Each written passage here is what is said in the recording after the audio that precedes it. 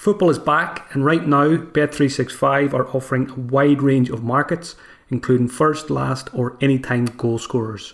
With over 45 million members, it's the world's favourite online betting company.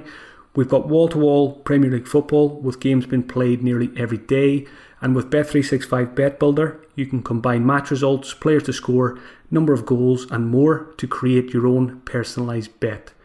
And if you can't watch all the games live, with Bet365's Match Live feature, you can follow every moment through live graphics and text.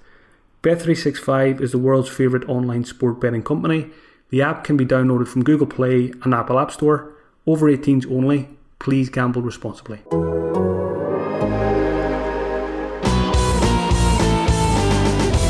Hi folks, welcome to another 59th Minute FPL podcast, which is brought to you by The Athletic.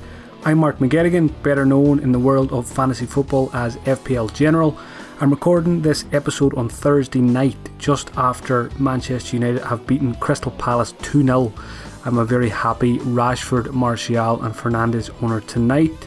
There's still one game to go in Gameweek 36, which is West Ham against Watford on Friday evening.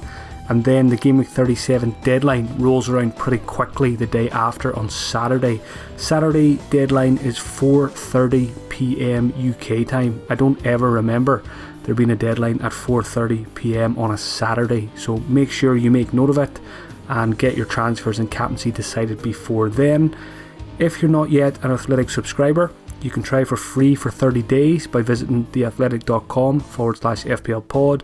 You can join in the Q&As with myself and Ben Dinnery for the final 2 game weeks of the season, as well as getting access to articles from the best football journalists in the business.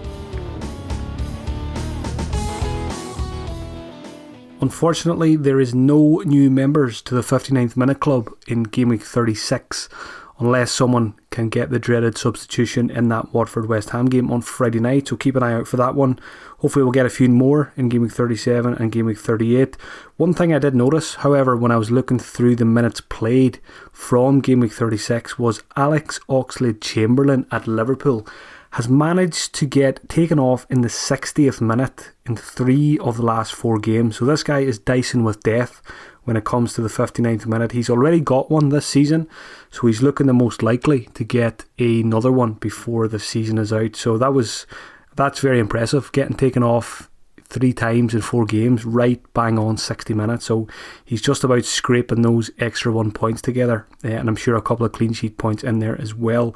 So a notable mention for Oxlade-Chamberlain, but apart from that, plenty of 58s, plenty of 60s, 61s, but nothing for me, unfortunately, to shout out this week. A quick review of Gameweek 36. How has it gone for me? I'm all out. All of my players have played. I've had a very good game week. I finished on 68 points. I had a quick look on livefpl.net, which is a very good website for up-to-date ranks and stuff like that, and top 10k ownership and all that kind of stuff.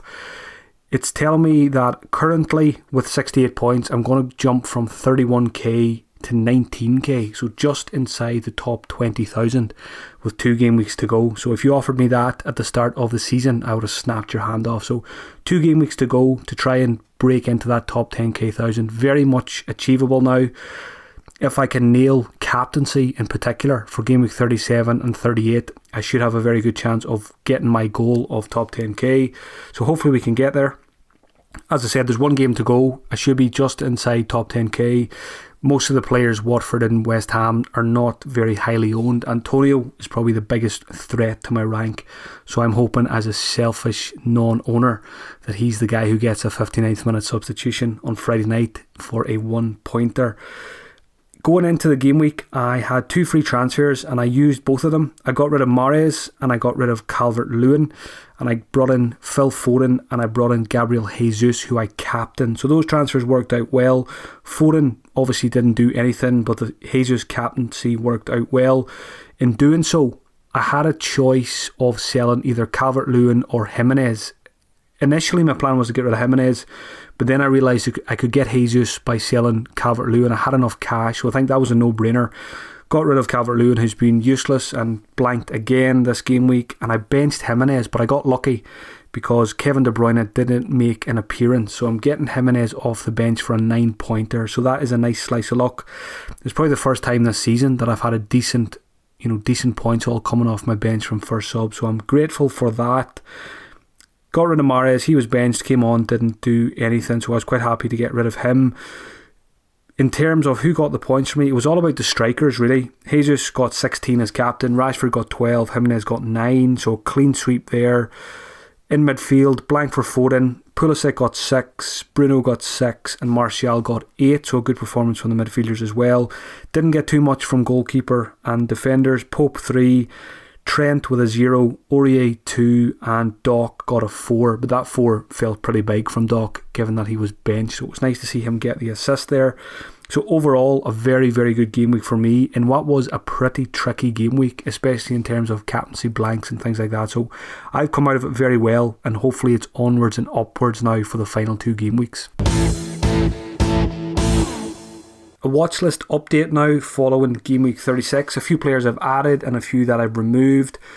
First one, I think this guy is going to be a popular transfer in this week. Chris Wood at Burnley. He's 6.1 million. And he's only owned by 1% of managers. He scored a great penalty against Wolves right at the death to wipe out that Wolves clean sheet.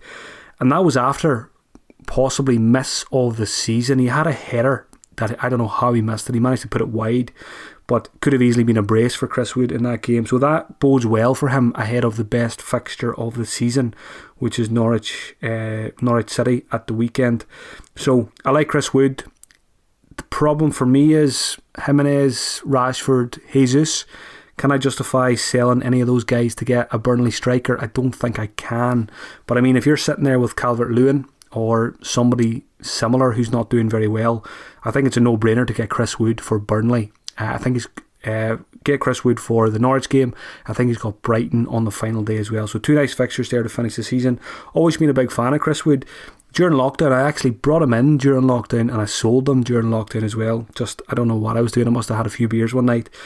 I don't know if that was when I bought him or when I sold him, but I would like to get him back, but I don't think I'm going to be able to, given that I'm happy with my strikers. But I think he's a great option with those fixtures. Jay Rodriguez, I spoke about him on last week's episode. He went off, I think, at half time with a tight calf in that Burnley game. So I think all the signs are pointing towards Chris Wood now on penalties. Great fixture. I can see him doing very well in Game Week 37 and possibly in Game Week 38 as well. A couple of midfielders now. David Silva, 7.3 million. In his last 2 starts, he's got a 17-pointer and a 13-pointer. So David Silva has been rolling back the years, playing like he is 24 rather than 34. I think that's what age he is. I think all of us would like to see him stay at Man City for another season. I think there's an offer on the table, so hopefully he takes it and we get to enjoy him for another season. But he's just a magician. He's a joy to watch, even as a Manchester United fan. I will miss him if he does indeed leave Man City during the summer break. I like him for Game Week 38 mostly. Now, if the pattern continues, I think there's a good chance that he maybe won't play in Game Week 37. And then if it is to be his final game for Manchester City, it's Norwich at home on the final day of the season. So I really like David Silva for that one. I mentioned him in that differential captaincy article I wrote a couple of weeks ago. The one where I mentioned Antonio last week. I mentioned David Silva for the final game of the season as a differential punt. So he's owned by just 5.2% of managers at the moment. Now I think that will climb more towards 10% by the time Game Week 38 rolls around, especially if he doesn't start that Game Week 37 game, which I think is against Watford. But I wouldn't be surprised even to see him start both games if he doesn't play that FA Cup game this weekend. So David Silva is on my watch list, and there's a very good chance I'll bring him in for the final game of the season. Another midfielder, David Brooks at Bournemouth. He's 6.1 million. Came off the bench to score in that Manchester City game. I think Brooks is the best player at Bournemouth. And I think if they're going to stay up, he's going to have a big part to play in the final 2 games, which are home to Southampton and away to Everton. Now, Bournemouth were pretty good against Manchester City. I think they had 14 shots and City had just 8. So that gives you an idea of how that game went. Bournemouth I watched it. Bournemouth were pretty unlucky not to get at least a point from that game, if not win it. They just weren't clinical enough with those chances that they had. So I expect Brooks to come in and start both of those games against Southampton and Everton after he had a bit of a breather for that Manchester City game, and I wouldn't be surprised to see him do well. Now, anyone who's new to FPL this season, Brooks had a very good season last year. Something like, I think it was 7 assists, 6 goals, 7 assists, something like that, in a breakout season for the young lad. So I think Brooks is a good option. 0.1% ownership. So, I mean, a lot of people are going to be looking for differentials for the final 2 weeks. I think David Brooks could be a very good one. A couple of strikers now. Now, they're pretty expensive strikers. I'm pretty happy with my strikers, so I'm probably not going to be buying these guys, but this is more for people like yourselves who may not, you may have a striker spot that you're looking to change. Harry Kane is one and Alexander Lacazette is the other. Now, if I had to choose between these two, I think it would be Harry Kane, just because he will start both games. Lacazette, there's always question marks whether he will or whether he won't. Harry Kane's 10.9 million, scored a brace against Newcastle. He's around 10% owned, he's on penalties, and he's got Leicester at home and Crystal Palace away. So coming off a brace, he's going into the final 2 games with a bit of form, so I wouldn't be surprised to see Kane get a few more goals between now and the end of the season. And Lacazette, 9.2 million, goal and an assist against Liverpool, which does his chances no harm at all of keeping his place in the starting 11. He's actually scored 3 goals in his last 4 appearances, so he's in a bit of form as well. Just 2% owned. I think Nketiah's ban is over now, so obviously that played into Lacazette's hands for the last couple of games, but he's going to have Nketiah again for competition for the final 2 games of the season. It'll be interesting to see obviously who plays the FA Cup game, and then that might give us an idea of who'll play the final 2 games of the season, but obviously FPL deadline is before those FA Cup games. As far as I know, I'm just thinking now, FPL deadline is 4:30 on Saturday. I'm not sure what time the FA Cup game is on Saturday, so it could be a case of we might know some of those lineups in the FA Cup before the FPL deadline, but I should have really checked that beforehand. So yeah, Harry Kane, Lacazette, 2 options on my watch list, but like I say, probably won't be bringing either of them in, or else if I do, it'll be a punt for Game Week 38 if I pick up an injury to one of my strikers. So that's the players added. Players I've removed from the watch list this week. Charlie Taylor has picked up an injury for Burnley. Probably won't play for the rest of the season, would be my guess. Alan Saint-Maximin at Newcastle has also picked up a knock of some kind. He's yellow flagged. I think Newcastle have Liverpool on the final day anyway, so I'm not really interested in Saint-Maximin anymore. Mason Greenwood is gone from my watch list as well, mainly because I've already got 3 United players. I've got Bruno, I've got Rashford, and I've got Martial, and I'm happy with those 3, so I'm not looking to make the switch. Go back a week or 2, I was half thinking about going Rashford to Greenwood just to free up cash, because Greenwood was looking hot and Rashford was frustrating me. But Rashford has produced the goods now, and Greenwood has gone a little bit quiet over the last 2 games, so I won't be getting Greenwood in at any point between now and the end of the season.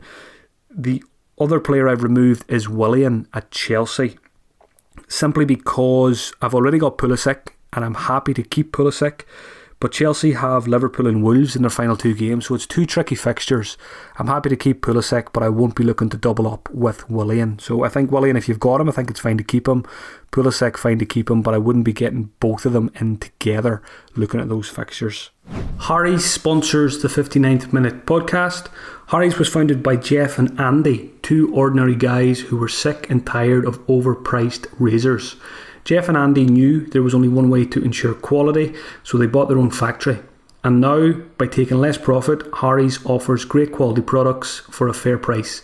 Their amazing quality blades are now almost half the price of the leading 5-blade brand. Harry's trial set includes everything you need for a close, comfortable shave. Weighted ergonomic handle, 5 precision engineered blades, rich lather and shave gel, and a travel blade cover. As a listener of the 59th Minute podcast, you can start shaving with Harry's today by claiming your trial set for £3.95. Support our podcast and get your set delivered to you, including a razor handle, 5-blade cartridge, foam and shave gel, and a travel blade cover by going to harrys.com/the 59th minute right now. That's harrys.com/the 59th minute. Thanks to everyone who sent in the questions on Twitter. First one came in from Alpha Stack this week. Alpha Stack say, I know you've said about making attacking transfers, but is now the time to sell Trent Alexander-Arnold? So I've mentioned on the last few podcasts that I've decided just to focus my transfers on midfield and forwards because it's just pretty boring to make defensive transfers for the final 2 weeks of the season. So I'm just going to keep Trent, not because I love what he's doing these days, but mainly because I just want to go after midfielders and forwards, go after those goals.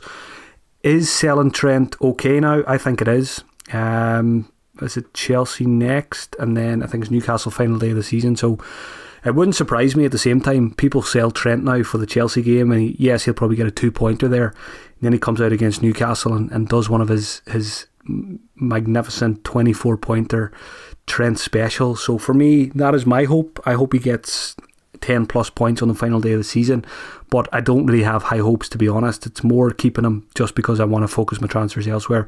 So yes, I wouldn't stop anybody from selling Trent for the final 2 games of the season. Famous last words. What's the worst damage he could do? I think anyone who sold him for that Leicester game earlier in the season will have something to say to you if you're thinking about selling them. But yeah, I think it's fine.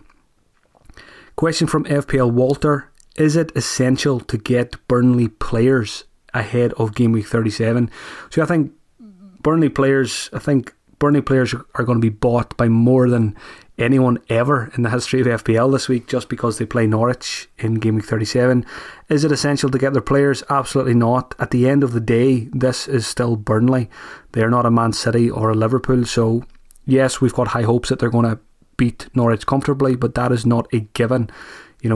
Strange results happen all the time in the Premier League, so don't be banking on a 3 or 4-0 win for Burnley because it could end up being a 0-0 or a 1-0, and or Norwich could score. They've got decent players. Yes, they haven't scored for a while, but as I said, strange things always happen in the Premier League, especially when it's just one game. So not essential to get Burnley players. Do I think they're good options? Yes, Chris Wood, Dwight McNeil. I think Pope if you don't have him. Defenders, Tarkowski's probably a decent option as well. Got a bit of a goal threat, so not essential, but if you can get to them easily, I think they've got 2 good fixtures, so I think they're a decent place to go. They offer good value for the final 2 game weeks. Question from Christian. What to do with Man City assets? He's got Mahrez, KDB and Sterling.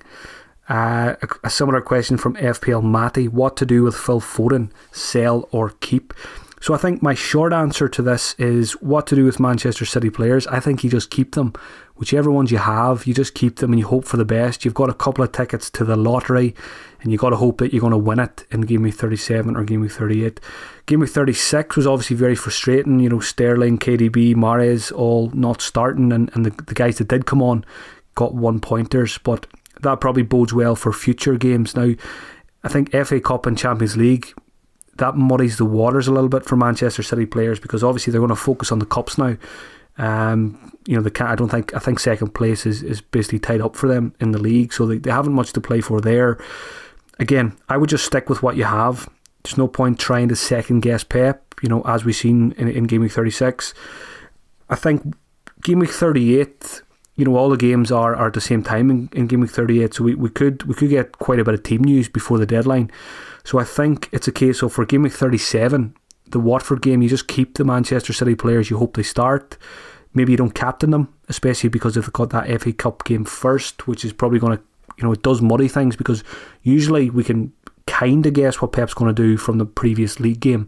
But because there's an FA Cup game before the FPL match, it makes things a lot trickier this week to predict the lineup. So I think keep them, hope for the best. And then in Game Week 38, I think it's a good idea to keep 2 transfers for Game Week 38 if you can. If your team looks good for this week, bank a transfer. I think that's what I'll be doing because if there is a bit of team news before deadline, it's nice to have that flexibility. It could be a case of moving your Man City players around.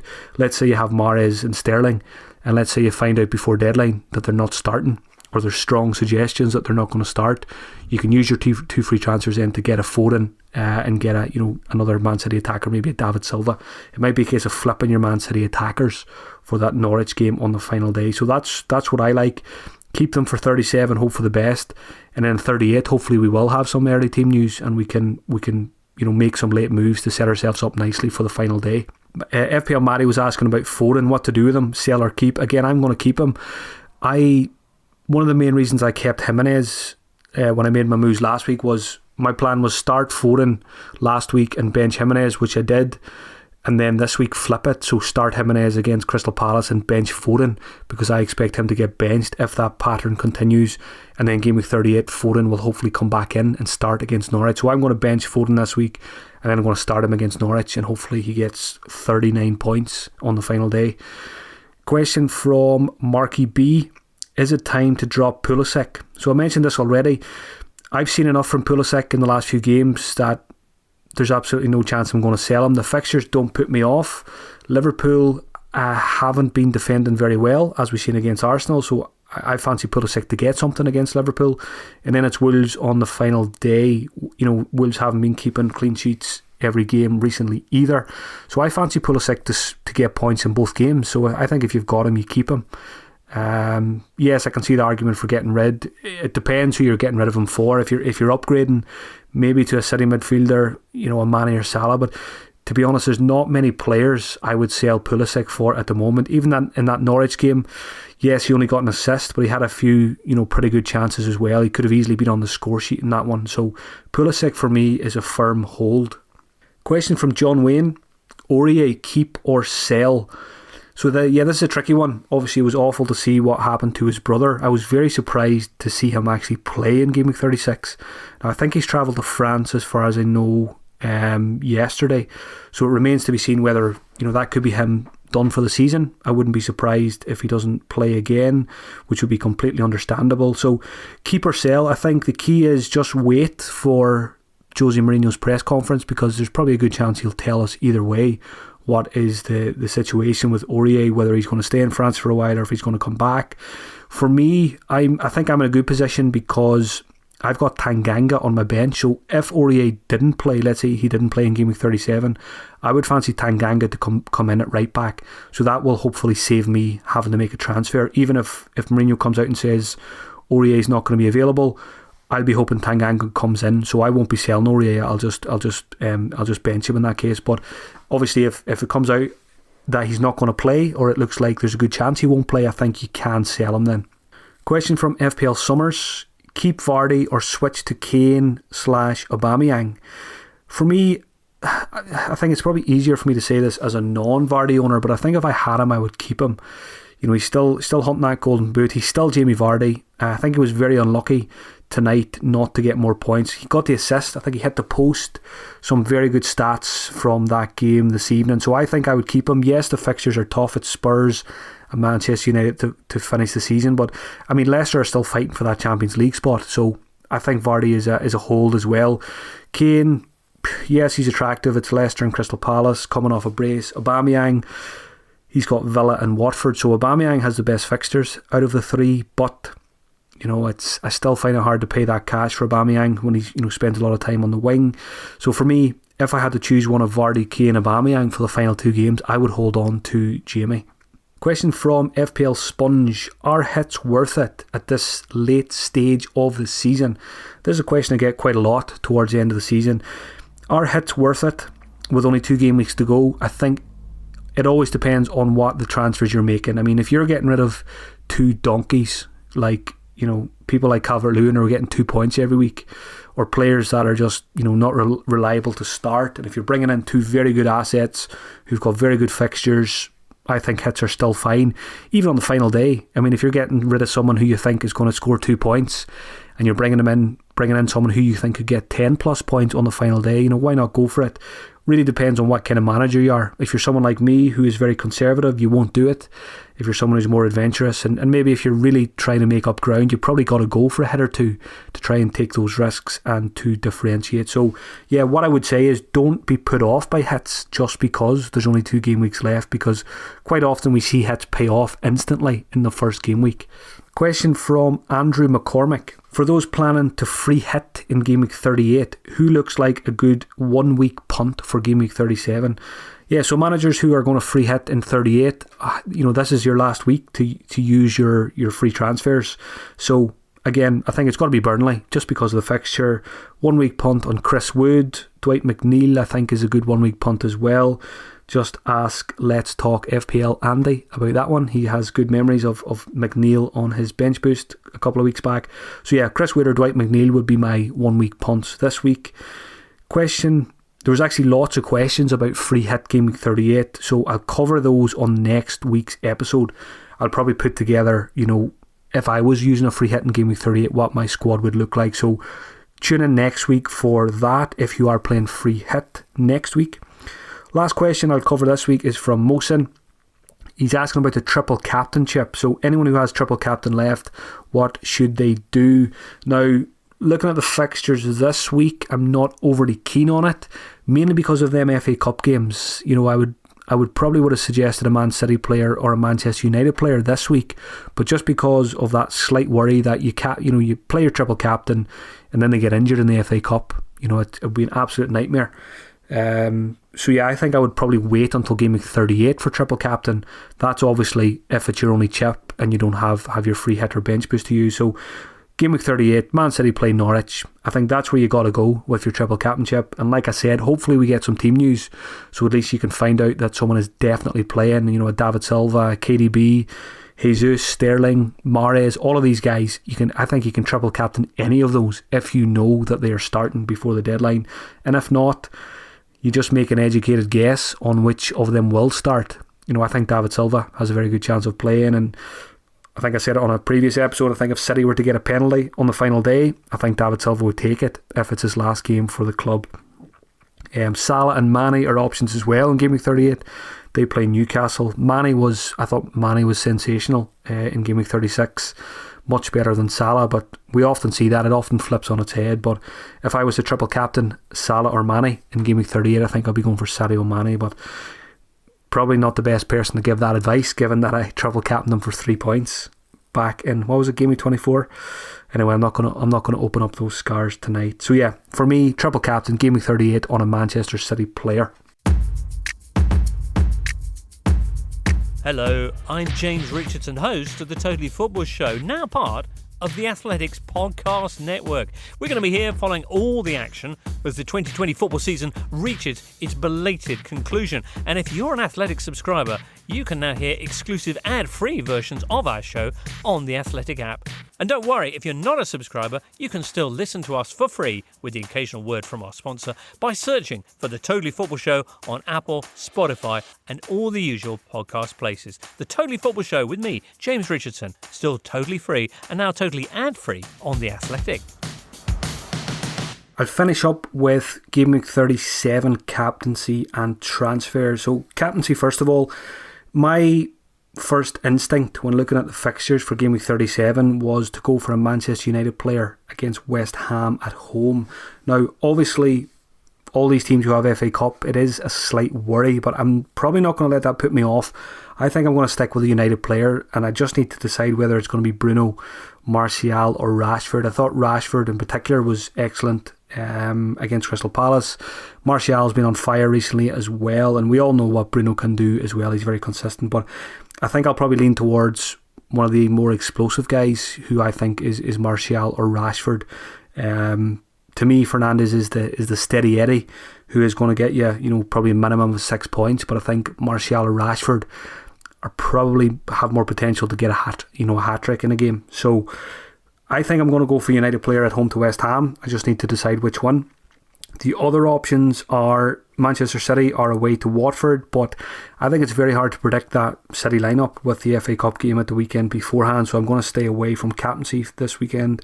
Liverpool play Chelsea. You could go for a Salah, a Mane or a Pulisic. Neither defence have been great recently, but again, I always tend to kind of sway away from those big clashes between two of the big teams for captaincy. It's just very unpredictable. It could be a week to try something different. Chris Wood at Norwich, I've been bigging him up all podcasts, so watch him miss a penalty and score -3 points now. But in all seriousness, I think Chris Wood is a good differential captain this week. Danny Ings is always a captaincy option. I hate the guy.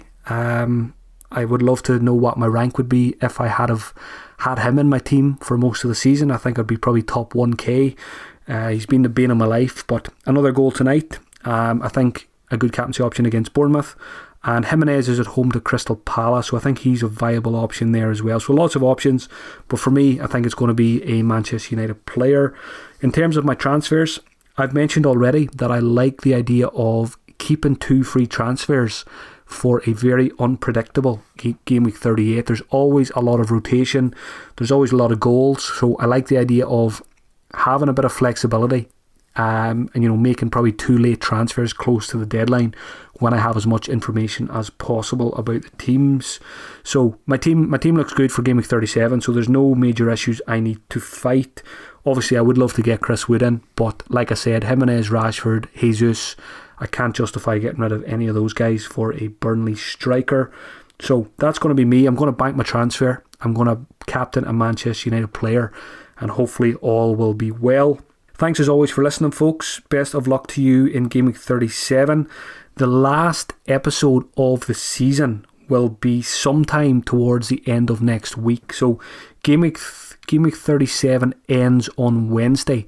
So most likely I will record either on Thursday or Friday, but definitely podcasts will be available at the latest on Friday ahead of Game Week 38, which is on the Sunday, so you'll have a little bit of extra time to listen to that podcast on the Saturday as well. So best of luck in Game Week 37, and I'll talk to you all again ahead of Game Week 38.